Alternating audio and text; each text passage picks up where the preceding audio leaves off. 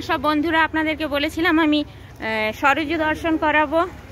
এসো আমার সাথে এসো, আমি সরজু নদী দর্শন করাবো। কথা তো রাখতেই হবে। এই যে সরজু নদী, এখানে একটা মনে হয় শিবের মন্দির। এখন বোধহয় 2-3টে বাজে বন্ধ, 4টের সময় খুলবে। যাই হোক, এই যে সরজু দেখছেন। হনুমানজি কি খাচ্ছে? হনুমানজি আমার এটা নিও না বাবা। এই যে সরজু,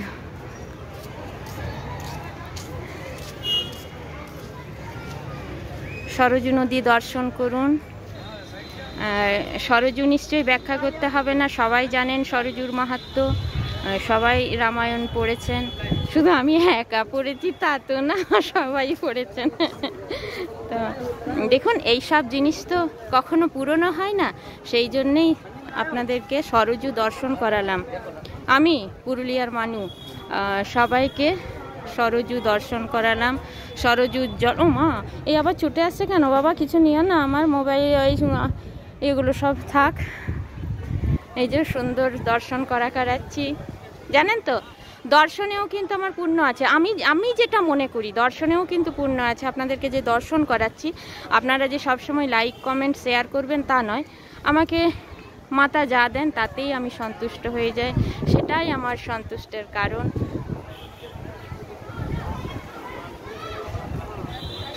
সরজু দর্শন, অযোধ্যা নগরী এসেছি।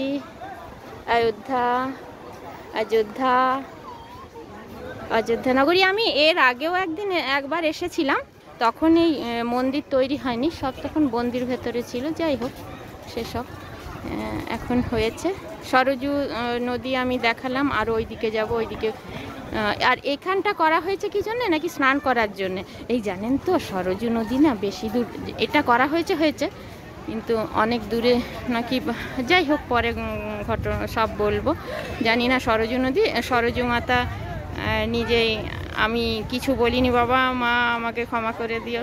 সরজু খুব ভালো, এই জন্যে এখানে সরকার থেকে ছোট্ট ছোট্ট